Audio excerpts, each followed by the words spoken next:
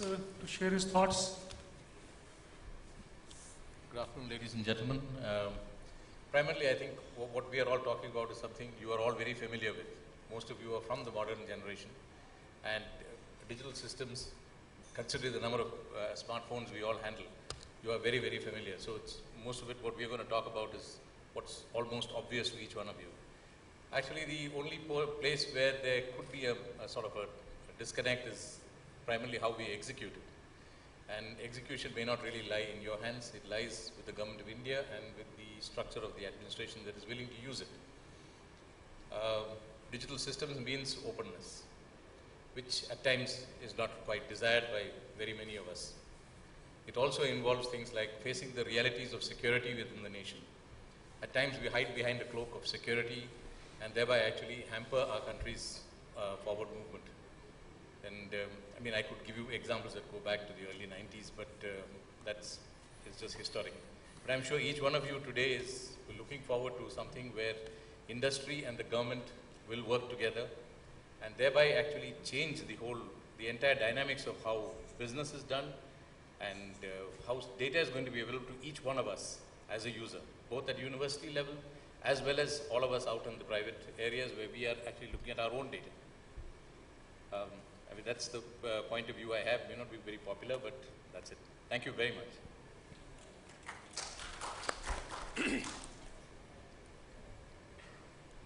I would like to request next, we have from the academia, Mr. Ashutosh Bhardwaj from Indian Institute of Remote Sensing.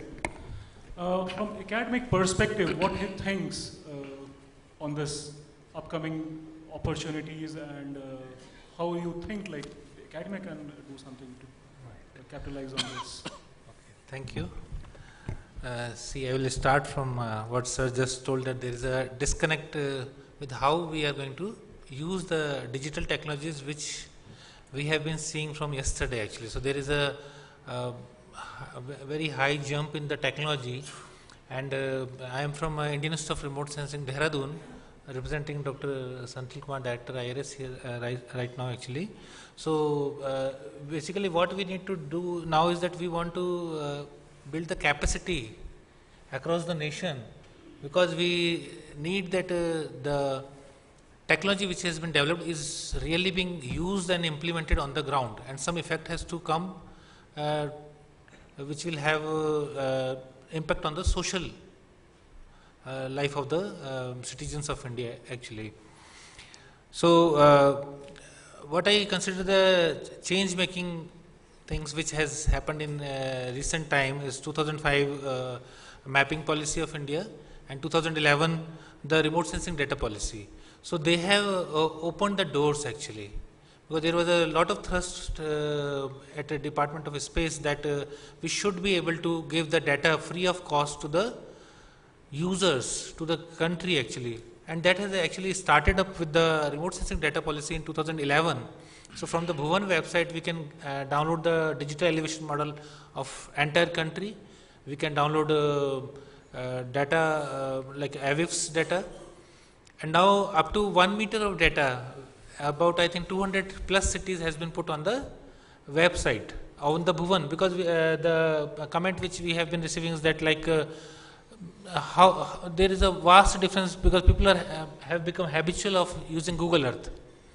So when they see the Google and the AVIF's data, the things do not match. But as we have come to Carto 2 and fused project with Carto 1 with the resolution of final resolution of 1 meter, so things have improved much than the earlier days, and the data availability is very much streamlined. You just order and you are getting the data through the FTP.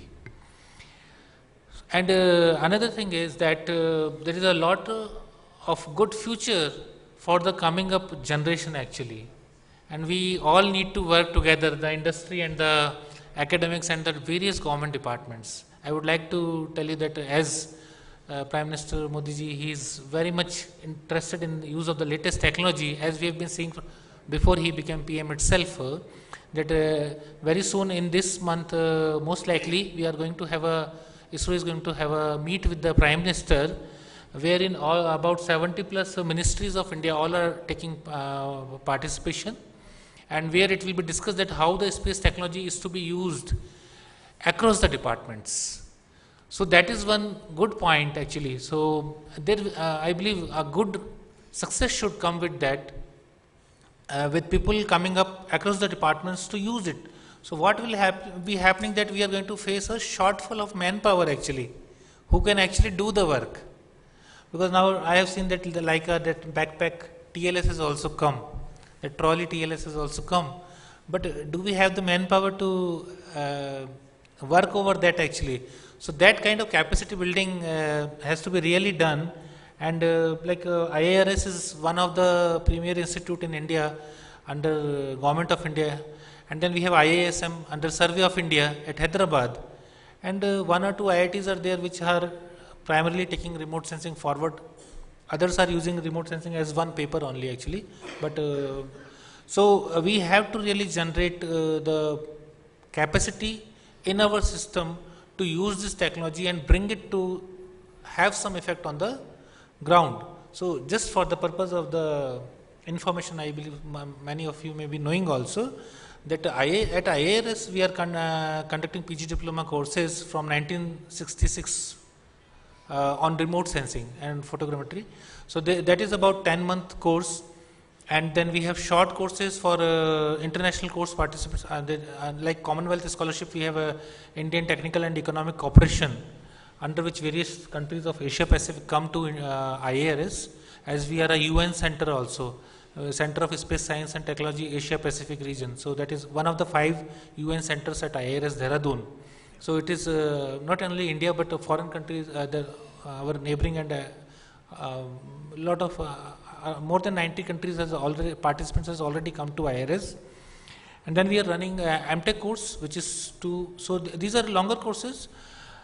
And then we have special courses for the various departments of user departments, so water resource people. So there are tailor-made courses for those departments, that how they can use this particular technology in their departments, where in the department engineers, scientists, they come and... if I can just, if you can stick to something specific, because one point which you made was interesting. Capacity building. Capacity building. Stick to the capacity building. How IRS or likes of IRS are contributing to the capacity building at various levels, including the rock bottom level, actually goes out in the field and assists in surveying. Not only those at the apex of this pyramid, right, the bottom level of pyramid, how you are contributing. Yeah, so that's what I was telling. So actually we have entire gamut of scheme, wherein what is happening that we have fresher students who are doing their BTech or MSc, and they are joining IARS for pursuing PG diploma or MTech courses or MSc courses. And there is a top level, decision level course at IARS, which is a 4-day program only. Maybe what we can do is we can come back to you. Because a couple of points which has emerged. One is the capacity building, the policies, standards, yes. And I would request Nikhil to share from as a leading provider of technology data provider, how you're looking at these things and how you're looking these things are like playing a role in the entire survey ecosystem. Okay.